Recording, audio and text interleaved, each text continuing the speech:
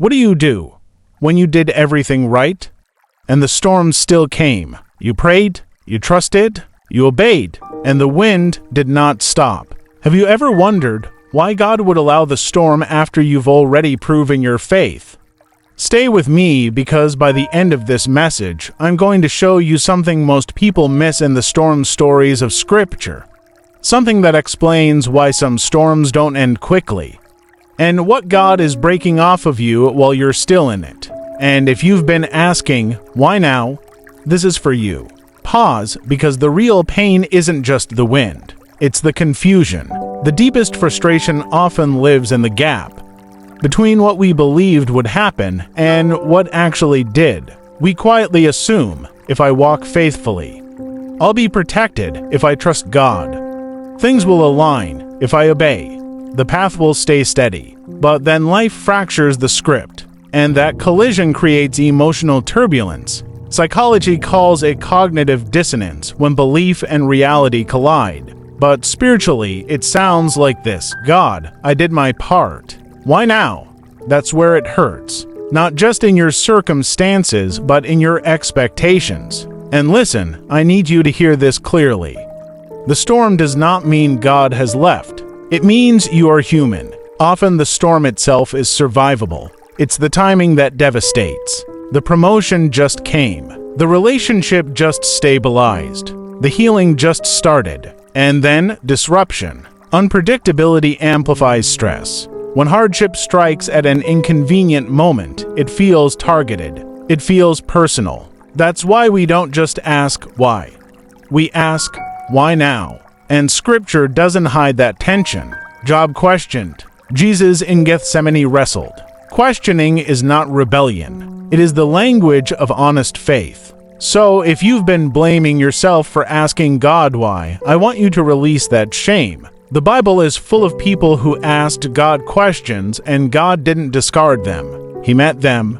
Healing begins when you stop pretending. Say it plainly: I trusted and I still got hit. This feels unfair. I don't understand the timing. Naming pain reduces its hidden power. Psychologically, it integrates emotion. Spiritually, it is lament. You are not less faithful for feeling confused. You are becoming deeper. Because sometimes God doesn't calm the storm immediately, not because He is absent, but because the storm is revealing something He wants to strengthen. If everything were silenced early, you would never discover what was built inside you. And now, let's go to the boat. Because this is where everything shifts. After a long day of miracles, Jesus says something simple. Let us go to the other side. No warning, no forecast. And the storm comes anyway. Notice the timing. The storm does not follow rebellion. It follows obedience. They went where He said to go, and still, chaos. Waves crash. Water fills the boat. Seasoned fishermen panic. And Jesus is asleep, not anxious, not reacting, sleeping. On a cushion, in the stern, in the middle of chaos. And the disciples cry out, "Teacher, don't you care if we drown?" That question is the real storm. Not the wind, not the waves, but the fear that God is present and silent. And if you've ever felt that, if you've ever said, "God, do you even care?" I need you to know, you are not alone. Jesus' sleep was not indifference. It was trust. The one who rules the sea was not threatened by it. Psalm 89 says, "You rule over the surging sea." The disciples saw waves. Jesus saw sovereignty. And sometimes the greatest display of faith is not shouting at the storm, it is resting in the middle of it. Now here comes the moment. And this is where I want you to listen closely. Jesus stands. He speaks, "Peace, be still," and creation obeys. Then He turns to them. "Why are you so afraid?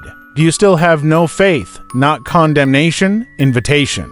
An invitation to trust like He trusts, to rest like He rests, to believe that presence is greater than panic.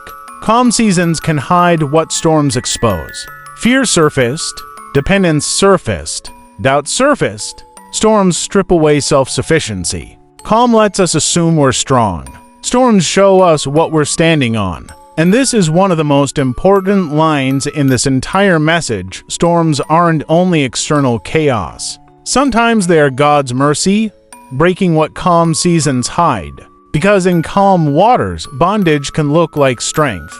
Control can look like responsibility. Self-reliance can look like maturity. Avoidance can look like peace. But when the winds rise, what's hidden surfaces. And what surfaces can finally be healed. Control is the urge to manage outcomes, not because you're strong, but because you're afraid to be vulnerable. In the boat, the disciples are doing everything. Bailing, steering, fighting, trying to control what cannot be controlled. And the storm brings them to surrender.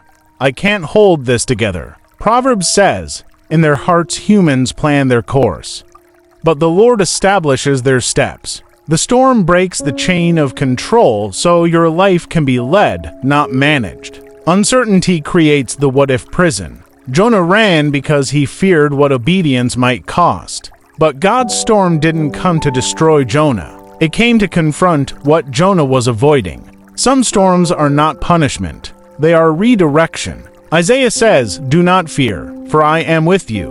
When uncertainty breaks you open, faith becomes movement again. This is the belief that you can carry life alone. In calm seasons, it looks like competence, but storms expose how fragile it is. In Acts 27, the ship breaks, but the people are saved. Sometimes God doesn't save the vessel. He saves the people. God breaks self-sufficiency to restore dependence. Here is the hard part. If God calms the storm too early, the chains stay intact. Relief comes, but transformation doesn't. The delay turns fear into revelation. Who is this, that even wind and waves obey him? Scripture shows the pattern. Job wasn't rushed. Israel wasn't rushed. Lazarus wasn't rushed. Sometimes God waits, not to hurt you, but to finish the work in you. Storms don't look the same for everyone. Sometimes the wind is outside. Sometimes it's within. Financial storms, emotional storms, relational storms, spiritual silence. Naming your storm matters because once you name it, you can walk through it with intention, not panic. And I want to ask you a gentle question. What kind of storm are you in right now? Because what you name, you can heal. The disciples reached the end of themselves. And then Jesus stood, not rushed, not frantic. He stood with authority. Peace, be still. And the storm obeyed. But here's the deeper truth. Before the sea became calm, something in them had already changed. They moved from self-reliance to surrender. And that is often where the miracle begins. If you're in a storm right now, you are not abandoned. You are being strengthened. Jesus may feel silent, but he is in the boat. And when the time is right, he will stand. Until then, let the storm break the chain. Let it expose what calm hid.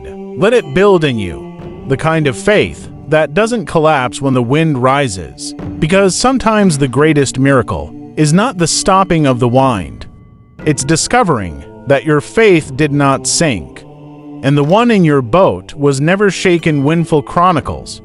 If this message spoke to you, type "He is in the boat" in the comments. And if you're walking through a storm right now, share one word, just one word describing what kind of storm it is. I will pray with you here. Don't forget to like, subscribe, and share this with someone who needs peace today.